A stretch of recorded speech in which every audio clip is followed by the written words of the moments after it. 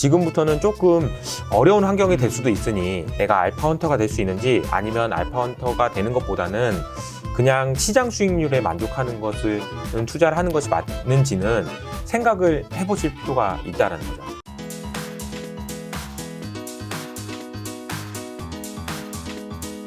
최근에 좀 떨어졌던 게 이제 반도체, 뭐 2차 전지, 자동차 쪽이 많이 떨어졌는데 네네. 또 오른쪽을 보면 항공이라든가 호텔 레저 쪽이 좀 많이 올랐어요. 이런 쪽에 이제 오르고 있으니까 네네. 뭐 백신도 보급된다 하니까 맞습니다. 이제 뒤늦게 안 들어가는 사람들이 네. 지금 이 반도체 이제 이쪽 자동차 아닌가 보다. 네네. 좀 일로 가야 될까 고민도 하고 있을 것 같은데 네네네. 어떻게 될까요? 좀? 글쎄요, 이게 이제 항상 이게 가장 어려운 거예요. 네. 이게 투자가 어려운 이유가 항상 어려운 의사결정이기 때문에 그러니까요. 그래요. 김 작가님이 지금 방금 물어보신 질문은 아마 대부분의 투자자들이 하고 있어요. 아, 여기서 물렸는데 여기로 갈까? 근데 저건 이미 많이 올랐는데 그렇죠. 이게 이제 많이 올랐다는 건 단점이에요. 많이 빠졌다는 거는 장점입니다. 그렇죠. 왜냐하면 지금부터 시작했을 때는 빠져 있으니까 올라갈 가능성이 높고 올랐으니까 빠질 가능성이 높다라고 생각하면 물론 이제 계속 빠질 수 있고 계속 오를 수도 있지만 그래서 어려운 거죠. 근데 이제 저는 항공주나 경기와 관련된 재계 주식들은 뭐 좋을 수 있다라고 생각하지만 최근에 저의 이제 이거는 그냥 느낌상으로 네. 너무 클라우드한 것 같아요. 그쪽으로 너무 많이 옮겨간 많이 것 갔다. 같아요. 최근 몇 주 사이에 이미 많이 옮겨갔고 주가도 많이 오른 상황이라서 네. 만약에 이제 투자를 생각하시고 있더라도 조금 분할로 사시거나 아니면 좀 빠지거나 조정 받으면서 사시는 쪽으로 생각해 보시는 게 어떨까 그런 조언을 드리고 싶습니다. 알겠습니다. 자, 최근에 팀장님이 이제 내신 신간 네. 나는 당신의 주식 공부를 시작했으면 좋겠습니다. 경제경영도서인데 약간 에세이 같은 제목을. 네. 출판사에서 진짜? 욕심을 아마 이제 좀 더 많이 팔아 보시겠다고 네. 에세이 같은 제목을 내신 것 같고요. 이거는 제가 두 가지 제목을 놓고 고민을 많이 했어요. 보이지 않는 세상에서 투자하는 법, 이게 부제잖아요. 네. 이걸로 할까? 아니면은 나는 당신이 네. 주식 공부를 시작했으면 좋겠습니다로 네. 할까? 근데 제가 고민했던 거는 내가 이 책을 통해서 던져드리고 싶은 메시지가 무엇인지를 고민을 많이 했는데, 진심으로 그냥 투자 공부를 하셨으면 좋겠어요. 그게 저의 진심이었던 것 같아요. 야, 그 말씀을 책 드리고 표지 싶었고. 보면 요 사진까지 넣었어요. 네네. 책에 표지 사진 넣기 쉽지 않은데. 네네네. 무슨 생각으로? 아니 그냥 넣습니다 그냥. 근데 첫 책이고 하니까 첫 책이고 하니까. 그냥 알겠습니다. 또 이 책 보면서 좀 특이했던 것 중에 하나는 추천사가 너무 많아. 3프로 김동완 이제 소장님, 그다음에 이름만 말씀드릴게요, 여러분. 그냥 너무 기니까 홍춘우, 그다음에 최석원, 김영일, 김탁, 민수아, 오정태, 염승아, 이한영, 김효진, 이다소, 안근모, 정인승, 김동주 님들 아, 네. 총 14명이나. 네. 모두들 감사합니다. 추천을 많이 받으시죠. 감사합니다. 제가 이제 첫 책이고 하다 보니까 네. 뭐 그냥 막 결혼을 앞두고 인사를 다니는 것처럼 청첩장. 네, 인사를 다니는 것처럼 저한테 도움을 많이 주셨던 분들이 많이 떠오르더라고요. 네. 그러니까 뭐 예를 들어서 IBK, 그러니까 기업은행의 지금 부행장님으로 계시는 김영일 부행장님 같은 경우에는 저 그 자금운용부에서 일할 때 부장님이셨거든요. 근데 그분이 저한테 처음으로 야, 너 주식 운용하는 것도 좋은데 글도 한번 써봐. 이래서 제가 이제 글을 쓰게 됐고 그게 이제 또 인연이 돼서 지금까지 이렇게 뭐 작가까지 되고 이랬잖아요. 그러니까 그분이 저한테 주신 기회가 되게 고맙다는 생각이 들었고 그리고 같이 이제 운용하고 경험하고 이랬던 수많은 분들이 주마등처럼 떠오르면서 고맙다는 표현을 들면서도 또 한번 추천사를 한번 좀 부탁해야 되겠다 그런 생각이 들어서 좀 무리해서 많이 넣습니다. 네. 왜냐면 제가 이제 원래 본업이 작가라서 아는데 보통 추천사가 한 3에서 한 5명. 네네. 우리 요즘에 약간 좀 추천사를 좀 잘 안 넣는 추세이기도 하고. 아, 그런가요? 네. 옛날에는 한 10년 전만 해도 네네. 추천사를 누가 주느냐가 그 책의 판매량이 굉장한 임팩트가 있었고. 아, 그래요. 네. 그렇구나. 네. 그래서 제가 막 홍박사, 이분들한테 다 일일이 찾아가가지고 좀 부탁드립니다. 막 이러면서. 네. 이 금융 업계에 이제 난다 긴다 하시는 분들이 여기 다 네네. 추천하신 책이죠. 자, 그 책에 대한 이야기 좀 들어가 볼까 하는데요. 책에 보니까 시장이 옳다는 말. 사실 이 말은 뭐 굉장히 많이 듣는 말이잖아요. 투자하시는 분들. 네네. 요 말, 진짜 의미 뭔가요? 그냥 시장이 뭐 무조건 옳다는 뜻인 건가요? 시장이 옳다라는 말을 제가 이제 처음 들었던 게 딜링룸에서 처음 들었어요.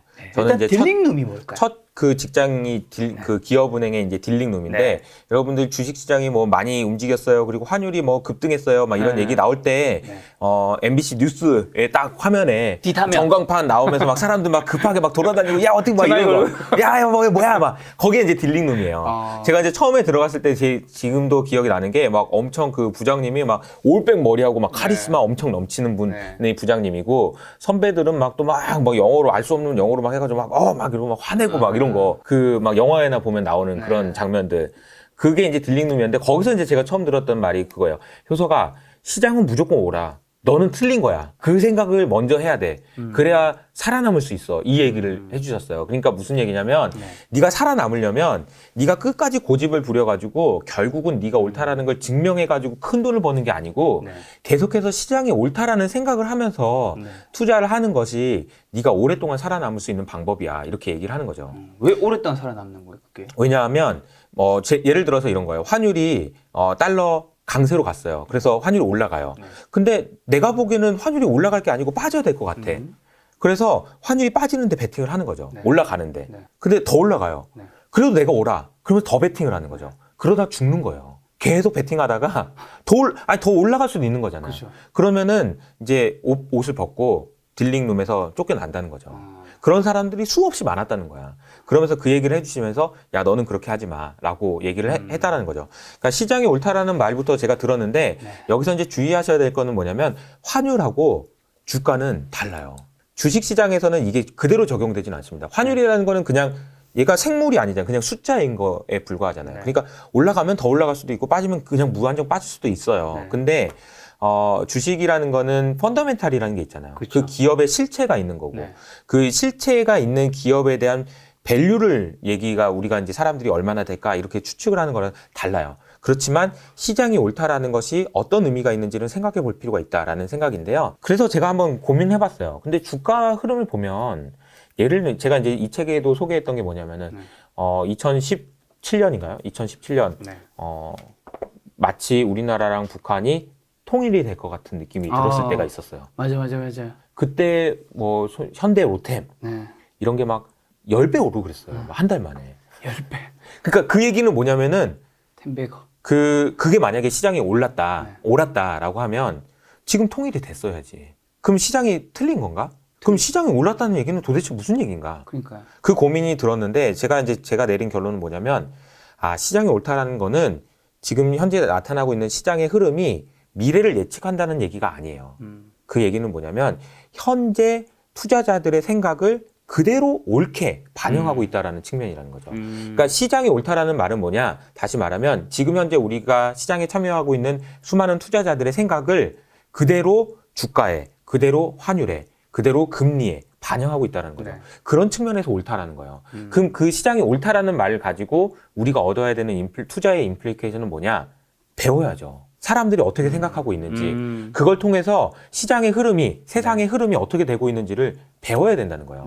그러니까 시장이 오르니까 무조건 졸졸졸 따라다녀야 돼. 오르면 따라 사고 빠지면 따라 팔고 이런 개념이라기보다는 저는 투자를 대하는 자세라는 관점에서 보면 항상 겸손하게 배워야 된다. 내가 옳고 시장이 틀렸어라고 아집을 부리고 고집을 부리는 게 아니고 시장이 나는 이렇게 생각하는데 왜 시장은 이렇게 움직일까? 내가 뭘 잘못 생각하고 있을까? 내가 모르는 뭔가가 있는 건가? 이런 고민들을 하시면서 새로운 투자 아이디어들을 계속해서 생각해내시는 게 중요한 것 같다.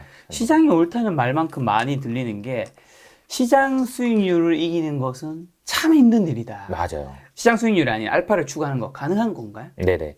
우리가 알파 그러면은 뭔가 좀 어려운 용어일 수 있는데 쉽게 말하면 그냥 뭐 좀 더 없어? 뭐 이렇게 옷을 비싼 옷을 샀어 예를 들어서 뭐 좀 주시는 거 없어요? 추가 알파?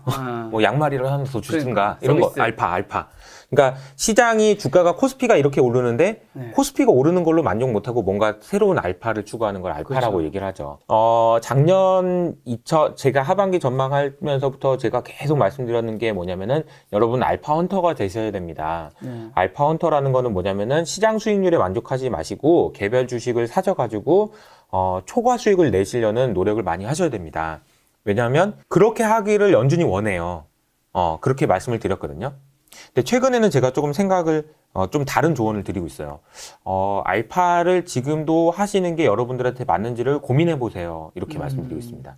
그 얘기는 무슨 말이냐면 제가 처음에 알파 헌터가 되셔야 됩니다라고 말했을 때 지수의 레벨은 얼마였냐면 2200이었어요. 네. 지금은 근데 3200이잖아. 네. 그리고 여러 가지 어려움들이 있을 것 같아요, 앞으로. 그래서 저는 알파 헌터가 된다라는 것이 얼마나 어려운 건지를 아셔야 되고, 그리고 알파 헌터가 될 수 있는 자질을 본인이 가지고 있는지도 판단을 해보셔야 된다라는 말씀을 좀 드리고 싶습니다. 알파는 헌팅 한다고 그래요. 그러니까 헌팅. 헌터. 그러니까 야수가 그 사냥을 하듯이 네. 헌팅 한다고 합니다. 그러니까 알파를 찾아야 돼요. 적극적으로. 그리고 그 기업을 뽀개 먹을 정도로 분석을 해야 돼요. 그리고 어려움이 있고 힘든 과정에서도 버틸 수 있는 체력과 근육이 있어야 돼요. 근육이 있어야 됩니다. 그런 근육이 없는데 알파를 찾겠다고 나섰을 때는 제가 처음에 말씀드렸던 2200에서 지금까지 올라오는 과정에서는 좋을 수 있었으나 지금부터는 조금 어려운 환경이 될 수도 있으니 여러분들이 생각할 때 내가 알파 헌터가 될 수 있는지 아니면 알파 헌터가 되는 것보다는 그냥 시장 수익률에 만족하는 것을 투자를 하는 것이 맞는지는 생각을 해보실 필요가 있다라는 거죠. 그래서 알파 헌터가 안 되고 알파 헌터가 되는 걸 포기하면 여러분들이 루저가 되거나 투자에 실패하는 거는 아니에요. 베타의 투자, 베타라는 것은 그러니까 시장 수익률을 추정하는 겁니다. 그러니까 코스피 ETF 사는 거예요. 그 ETF만 사시고 그런 투자를 하시더라도 충분히 투자자로서 활동을 하시는 거니까 너무 알파 헌터를 나는 못하겠어, 나는 패배자 이렇게 생각하실 필요는 없는 거예요. 그러니까 본인 스스로를 잘 아시는 게 필요하다라는 말씀을 좀 드립니다. 여기서 또 한 가지만 말씀드리면은 알파를 말씀드렸고 베타를 말씀드렸어요. 알파는 헌팅한다라고 얘기고 베타는 그레이즈 한다고 합니다. 이렇게 관망하는 거죠. 둘 중에 어떤 건지 약간 애매하다. 나는 그 중간에 뭐 없어? 라고 하시는 분들한테 좀 좋은 투자처가 될 수 있는 게 뭐냐면은 ETF 중에서 액티브 ETF라는 게 있어요. 그러니까 이거는 뭐냐면 이 중간쯤 되는 거죠. 중간쯤 어디에 되는 어떤 지수를 추종하는 ETF, 어떤 뭐 철강 ETF. 그러면은 그러니까 철강 중에서 뭐 현대제철이 좋을지 포스코가 좋을지 세아제강이 좋을지 어떤 게 좋을지는 모르겠어. 그래서 나는 알파 헌터가 되긴 어려울 것 같아. 라고 생각하실 때는 그냥 철강 ETF를 사시는 방법이 있다는 거죠. 그러니까 그런 식으로 찾아보시면 ETF라는 좋은 투자처도 있으니까 활용을 해보시면 좋겠다라는 생각이 들고 우리나라에 다음 주 화요일부터 액티브 ETF가 8개가 출시됩니다. 4개의 자산 운용사에서 8개의 상품을 만드는데 뭐 액티브 ETF예요, 이거는. 그러니까 약간 알파랑 베타가 섞여 있는 그런 ETF라고 보시면 돼서 한번 찾아보시고 투자처로 한번 고려를 해보시는 것도 좋지 않을까 그런 생각이 듭니다. 알겠습니다. 요즘에 뭐 시장에서 사실 인플레이션 걱정 굉장히 많이 하고 있잖아요. 네네. 근데 팀장님은 또 디플레이션, 이게 아직 싸움이 끝나지 않았다. 요거 네네. 어떤 의미예요? 제가 이제 디플레이션 말씀을 많이 드리는 이유는 뭐냐면 이 질문을 한번 드려볼까요? 주가가 이런 얘기 많이 들어보시면 경제 지표가 안 좋으면 부양책이 계속될 것 같아서 그래서 주가가 오른다. 이게 맞는 말인가? 근데 이 얘기가 언제부터 시작됐냐면 2009년부터 양적 완화가 시작된 이후로 항상 얘기 나왔던 게 뭐냐면 경제 지표가 안 좋으면 주가가 올라요. 그러니까 경제가 안 좋으면 주가가 올라요. 왜 그러는 걸까요? 돈을 푸니까? 돈을 푸니까. 돈을 계속 푸니까. 근데 돈을 계속 푸는데 어떻게 경제가 안 좋을 수가 있지? 그러게요. 그게 디플레이션 압력 때문에 그렇다는 거예요. 그러니까 제가 이제 설명을 드리면 이 그림에 보면은 컵이 있습니다. 그 컵 그림이 있는데요. 어디요? 몇 페이지에? 147페이지. 147페이지에 컵 그림이 있습니다. 이 그림으로 제가 이제 설명을 좀 드려보면, 자, 이 컵의 크기가 잠재 성장률이라는 개념이에요. 잠재 성장률이라는 개념은 뭐냐면은, 인플레이션이 만들어지지 않는 범위 내에서 네가 성장할 수 있으면 얼마만큼 성장할 수 있는지 한번 최대한 성장 한번 해봐. 요게 이제 잠재 성장률이라는 개념이에요. 여기 이제 실질적으로 물이 얼마나 차 있는지가 실제 성장률인 거죠. 그렇죠. 근데 실제 성장률이 잠재 성장률을 넘어서면 어떻게 될까요? 인플레이션이 오겠지. 왜냐하면 잠재 성장률이라는 거는 인플레이션이 오지 않는 범위 내에서 성장할 수 있는 최대 성장률이라고 했잖아요. 근데 그것보다도 성장을 더하게 되면 인플레이션이 온다는 얘기예요. 그러니까 물에 이게 물컵이 여기 있는데 물을 이렇게 따르는 거예요. 물을 따르는데 물을 따른다는 얘기는 부양책을 쓴다는 거예요. 양적 완화해서 돈을 푼다는 얘기예요. 양적 완화를 한다는 것이 물을 넣는다는 것에 비유할 수 있어요. 그럼 여기 이제 실질 성장률이 점점 올라오겠죠. 올라오다가 이걸 넘쳐버릴 정도로 성장을 해버리면 부양책을 멈춰야 돼요. 물 붓다가 멈춰야 된다는 거지. 그렇죠. 물을 붓다가 멈춘다는 얘기는 야, 경제가 너무 좋아져서 인플레이션이 와가지고 더 이상은 부양책 못 쓰겠다. 끝. 그러면 주가가 아마 빠질 거예요. 네. 그래서 사람들이 경제가 안 좋아지면 물을 더 부을 것 같으니 주가가 좋다라는 얘기를 하는 거거든요. 그러면 물을 얼마나 부을 수 있는지가 네. 굉장히 중요한 키인 거예요. 네. 주가가 앞으로 얼마나 더 오를 수 있는 거 같니? 경제가 좋아질 것 같아서? 그게 아니고 물을 언제까지 부을 수 있는지가 중요하다는 거죠. 네. 그러면 물을 얼만큼 더 부을 수 있는지를 결정하는 건 뭐냐? 이 컵의 크기예요. 이 컵의 크기. 이 컵의 크기가 크면 물을 더 많이 부을 수 있는 거잖아요. 그렇죠. 컵의 크기가 크다는 얘기는 무슨 얘기냐면 반대로 얘기하면 디플레이션의 크기가 크다는 거예요. 디플레이션 압력이 크니까 네. 물을 많이 부어도 인플레이션이 안 오는 거야. 그러니까 디플레이션 압력이 얼마나 큰지를 아시는 게 투자를 결정하는 데 있어서 굉장히 중요하다라는 말씀을 좀 드리고 싶은 거죠. 네. 그럼 디플레이션의 그 악순환 뭐 세 가지가 있다면서요? 네네. 그건 어떤 거예요? 그러니까 디플레이션이 우리가 만약에 네. 디플레이션 압력이 이만큼 있어요. 네. 그리고 인플레이션은 돈을 풀면 풀수록 인플레이션은 점점 더 커지니까 결국은 인플레이션이 디플레이션을 이길 거 아닙니까? 디플레이션도 스스로 뭐 확장되지 않으면 게임이 안 되는 거죠. 왜냐하면 돈을 계속 부으니까 인플레이션 압력은 점점 커지니까. 근데 디플레이션 압력도 점점 커진다라는 거를 저는 이제 강조해서 말씀드리고 그것 때문에 돈을 더 풀 수 있는 거고 네. 그렇기 때문에 주가가 더 올라갈 수 있습니다라고 말씀드리는 건데 가장 대표적인 게 뭐냐면은 인구 문제입니다. 인구. 문제. 네. 인구가 준다. 그리고 고령화된다. 노령화된다. 그리고 고용이 너무 안 돼요. 우리나라에 있는 많은 기업들도 내심 정부가 너 억지로 야 이거 고용 빨리 해 라는 얘기만 안 하면 고용 안 하고 싶어 하는 기업들이 너무 많아요. 지금 사실은 있는 분들도 좀 나가셨으면 좋겠어 가지고 은행 같은 경우에는 퇴직하시는 분들의 뭐 10분의 1 정도만 뽑아요. 이런 식이거든요. 그러니까 고용은 가급적 안 하고 싶어요. 네. 그게 이제 디플레이션 압력이죠. 고용되는 사람이 없다라는 거는 그리고 실질적으로 좋은 일자리가 없다라는 거는 그만큼 소비를 하기가 어렵다는 얘기거든요. 그렇죠. 중산층이 뭐냐라고 물어보신다면 네. 중산층을 여러 가지로 정의할 수 있는데 저는 이렇게 정의합니다. 중산층을. 내년에 올해보다 돈을 더 많이 벌 것 같은 사람. 그래서 내가 돈을 지금 쓰는 거에 부담을 안 느끼는 사람. 이게 중산층이에요. 그러니까 미래에 대한 불안감이 없는 사람들을 중산층이라고 얘기할 수 네. 있다는 거죠. 근데 그분들의 일자리가 위협받고 있어요. 그분들은 아마 잘 알고 계실 겁니다. AI라는 걸 통해서, 자동화를 통해서 이분들이 AI가 더 잘해, 일을. 이런 일들이 계속해서 시간이 가면 갈수록 벌어질 거라는 거죠. 네. 그러니까 이런 게 이제 디플레이션 압력을 키우는 요인이다라는 거고, 그 좀비 기업과 유니콘도 마찬가지인데, 네. 이 좀비 기업이라는 거는 보통 우리가 말하는 이자를 겨우 내면서 연명해 가는 그런 기업들을 말합니다. 이 기업들은 생산할 수 있는 캐파는 이만큼인데 지금 돈이 없어서 이만큼밖에 생산을 못해요. 수요가 없어서. 근데 가격이 올라. 그럼 이거 생산을 이만큼 더 하는 거죠. 그럼 가격이 낮아져요. 대표적인 게 이 유가인데 지금 이란은 지금 이만큼 생산할 수 있어요. 근데 생산 못하게 막아놨잖아. 이란 제재를 풀면 어떻게 되면 생산을 이만큼은 할 수 있어요. 그러면 유가가 어떻게 되겠어요? 낮아지는 거죠. 그러니까 이런 식으로 전 산업단에서 생산을 할 수 있는 캐파, 유휴 캐파, 네. 쉬고 있는 캐파, 놀고 있는 캐파들이 굉장히 많다라는 것이 상징하는 것이 이제 좀비 기업이고 이들 기업이 아직도 되게 많아요. 지금도 여전히 망하지 않고 살아남아 있는 기업들이 많다라는 것이 하나 있고요. 유니콘 기업도 마찬가지입니다. 이 유니콘 기업이라는 거는 우리 흔히 얘기해서 이제 쿠팡과 같은 기업들이라고 제가 말씀드리는데 쿠팡이나 아마존 같은 기업들은 얘네들도 끝까지 디플레이션을 만드는 애들입니다. 무슨 말이냐면 이 기업들은 돈 벌 생각이 없어요. 순이익을 안 벌어요.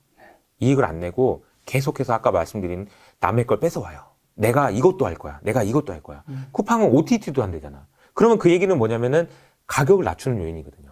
그러니까 물을 파는 것도 그렇고 공산품도 파는 것도 그렇고 쿠팡에서 다루는 그런 품목이 늘어나면 늘어날수록 가격이 낮아지는 효과가 있습니다. 유통 마진은 줄어들겠죠. 그렇죠. 그러나 소비자가 느끼는 소비자의 물가는 줄어들 수 있다는 거예요. 그 최근에 나타나는 여러 가지 인플레이션에 대한 얘기 중에 제가 이제 드리고 싶은 말씀은 뭐냐면 PPI라는 것과 CPI의 차이가 있다. 네. PPI는 뭐냐면은 생산자 물가예요. 네. 유가, 구리, 원자재, 아연, 막 이런 상품 가격들 이런 게 이제 PPI입니다.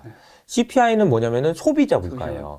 그러니까 우리가 그 물건을 살 때 드는 그런 비용을 말하죠. 근데 이거는 좀 어려운 용어라서 제가 이제 만들어낸 비유가 있는데 짜장면집 비유를 제가 말씀 많이 드리거든요.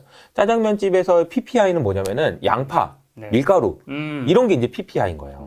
그 CPI는 뭐겠어요? 짜장면 가격인 거죠. 그렇죠. 근데 PPI는 되게 올라가고 있어요. 그러니까 뭐냐면 양파를 구하는데도 오래 걸리고 짜장면 그 밀가루 구하는데도 너무 비싸지고. 그럼 이 짜장면 가격은 어떻게 해야 되겠어요? 가격 올려야죠. 가격 올려야지. 근데 내가 가격을 올리려고 봤더니 옆에 있는 엄청나게 큰 짜장 중국집이 있어. 안 올리고 있어. 안 올리는 게 아니고 여기서는 그냥 오히려 또 가격을 낮추고 있어 또. 그럼 어떻게 해요? 내가 울며 겨자 먹기로 가격을 낮춰야죠. 아니면은 올리질 못한다는 거예요. 그러니까 지금 중요한 포인트는 뭐냐? PPI에서 CPI로 이렇게 옮겨갈 수 있냐? 전체적으로 다. 근데 이걸 또 막는 게 뭐냐면은 쿠팡 같은 애들이 못 올리게 막는 거죠. 그렇죠. 소비자들한테 못 올리게. 너 없이도 많아. 네가 안 팔면 딴 애들이 팔면 돼. 유통 마진이 계속 줄어들면서 이게 계속해서 CPI와 PPI 차이가 줄어드는 효과가 생긴다라는 겁니다. 이게 이제 그 되게 구조적인 요인이어서 그러면 쿠팡과 아마존이 어디까지 할 수 있냐? 한 가지만 말씀드리면 아마존이 최근에 항공기를 많이 삽니다. 항공기요? 비행기를 많이 사요. 아마존이. 택배하려고 하나? 글로벌리 그런 걸 하려고 하는 거죠. 그러니까 뭐냐면은 미국 사람들이 직구를 하는 거야. 예를 들어서 한국에서 사면 TV가 싸다며 한국 거를 직구를 하는 거죠. 그러면 아마존이 대신 가서 가져오는 거예요. 그러면 이 마진을 중간에 마진을 누가 먹고 있었냐면 자 운송하는 그리고 상사 이 회사들이 먹고 있었던 유통 마진이 있을 거 아니에요. 그렇죠. 페덱스 같은 거 말하는 거죠. 그렇죠. 그거를 아마존이 흡수하는 거죠. 그러면서 싸게 해주는 거죠. 그러니까 아마존을 통해서 직구해. 그럼 내가 싸게 해줄게. 이런 식으로 CPI를 낮추는 효과들을 만들어내는 것이 이 파괴적 혁신 기업들이 만들어낸다는 거예요. 그러니까 이 과거에 보면은 우리가 이 컵의 사이즈가 제가 아까 다시 돌아와서 컵의 사이즈가 옛날에 경제학자들이 공부하셨을 때는 당연히 이게 정해져 있는 거예요. 그래서 물을 부으면 넘치게 돼 있어. 근데 이 아까 말씀드렸던 쿠팡 그리고 아마존 그리고 좀비 기업들 그리고 양극화 기술의 발전 이런 것 때문에 컵의 크기가 계속 커지는 거예요. 그만큼 디플레이션 압력이 점점 커지고 있다는 것 때문에 돈을 생각보다 더 부었는데도 인플레가 안 와. 이런 현상들이 나타난다는 거죠. 그러니까 이 디플레이션이 얼마나 큰 거고 얼마나 무서운 거고 그 크기나 이런 그 성격 이런 것을 공부하는 것이 과연 주가가 얼마나 오를 수 있느냐를 결정하는 데 있어서 가장 중요한 것 중에 하나가 아니겠냐 이런 말씀을 드리고 있는 거죠. 그 쿠팡이나 아마존의 파괴적 혁신은 소비자들한테는 정말 파괴적 혁신이겠지만 경쟁 기업들한테는 그냥 파괴적이겠네요. 그렇죠. 그래서 그분들이 만드는 디플레이션은 크게 두 가지가 있습니다. 첫 번째는 방금 말씀드린 대로 가격을 낮추는 효과예요. 소비자들한테 되게 좋은 거죠. 두 번째 효과는 뭐냐면 버티다 못해서 망하는 거예요. 그렇죠. 그런 다른 경쟁하는 회사들이. 그럼 망하게 되면 또 무슨 디플레이 압력이 생기냐면 그 회사가 가지고 있던 자산들이 없어지고 그리고 고용이 또 문제가 될 거 아니에요.